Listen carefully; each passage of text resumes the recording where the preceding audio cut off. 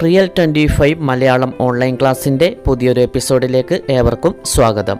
10ാം class പ്രാഥമിക പരീക്ഷയ്ക്ക് ചോദിക്കാൻ സാധ്യതയുള്ള പ്രധാനപ്പെട്ട ചോദ്യങ്ങളും ഉത്തരങ്ങളുമാണ് ഇന്നത്തെ വീഡിയോയിൽ നൽകിയിരിക്കുന്നത്.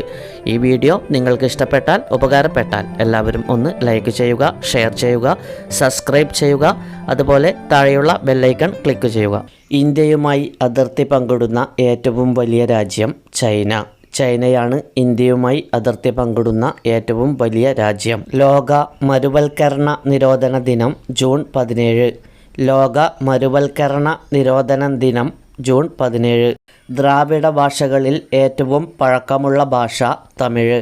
ദ്രാവിഡ ഭാഷകളിൽ ഏറ്റവും പഴക്കമുള്ള ഭാഷ തമിഴ്. ഇന്ത്യയിൽ ആദ്യത്തെ തീവണ്ടി ഓടിയത് 1853 ഏപ്രിൽ 16-നാണ്. 1853 ഏപ്രിൽ 16-നാണ് ഇന്ത്യയിൽ ആദ്യത്തെ തീവണ്ടി ഓടിയത്. പമ്പാ നദിയുടെ ദാനം എന്നറിയപ്പെടുന്നത് കുട്ടനാട്. പമ്പാ നദിയുടെ ദാനം എന്നറിയപ്പെടുന്നത് കുട്ടനാട്. നദികളുടെയും കൈവഴികളുടെയും നാട് എന്നറിയപ്പെടുന്ന രാജ്യം ബംഗ്ലാദേശ്. നദികളുടെയും കൈവഴികളുടെയും നാട് എന്നറിയപ്പെടുന്ന രാജ്യം ബംഗ്ലാദേശ്. ദക്ഷിണ ഭാഗീരഥി എന്നറിയപ്പെടുന്ന നദി പമ്പ. ദക്ഷിണ ഭാഗീരഥി എന്ന് അറിയപ്പെടുന്ന നദിയാണ് പമ്പ. ഇന്ത്യയുടെ സാമ്പത്തിക തലസ്ഥാനം എന്നറിയപ്പെടുന്ന സംസ്ഥാന തലസ്ഥാനം മുംബൈ. ഇന്ത്യയുടെ സാമ്പത്തിക തലസ്ഥാനം എന്നറിയപ്പെടുന്ന സംസ്ഥാന തലസ്ഥാനം മുംബൈ. നികുതി ചുമത്തപ്പെടുന്ന ആൾ നേരിട്ട് നൽകുന്ന നികുതി പ്രത്യക്ഷ നികുതി. നികുതി ചുമത്തപ്പെടുന്ന ആൾ നേരിട്ട് നൽകുന്ന നികുതി പ്രത്യക്ഷ നികുതി. ചോളത്തിൽ നിന്ന് വേർതിരിച്ചെടുക്കുന്ന സസ്യ എണ്ണ മാർഗറിൻ. ചോളത്തിൽ നിന്ന് വേർതിരിച്ചെടുക്കുന്ന സസ്യ എണ്ണ മാർഗറിൻ. മനുഷ്യ ശരീരത്തിലെ ഏറ്റവും വലിയ ധമനി മഹാധമനി.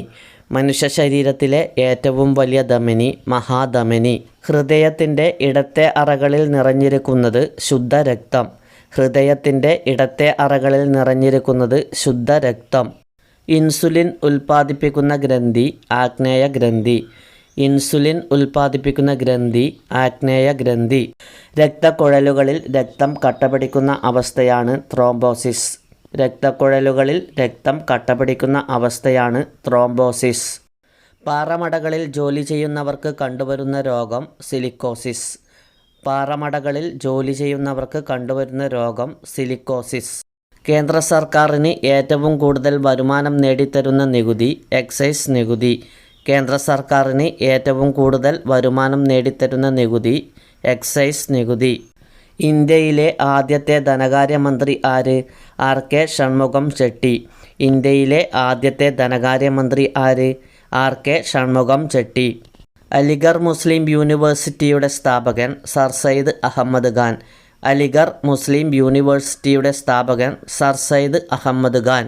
കോൺഗ്രസ് എന്ന പേര് നിർദ്ദേശിച്ചത് ആര്? ദാദാഭായ് നവറോജി. കോൺഗ്രസ് എന്ന പേര് നിർദ്ദേശിച്ചത് ആരാണ്? ദാദാഭായ് നവറോജി. വന്ദേമാതരം ആദ്യമായി ആലപിച്ചത് എവിടെ? 1896 കൽക്കത്തയിൽ. വന്ദേമാതരം ആദ്യമായി ആലപിച്ചത് 1896 കൊൽക്കത്തയിൽ.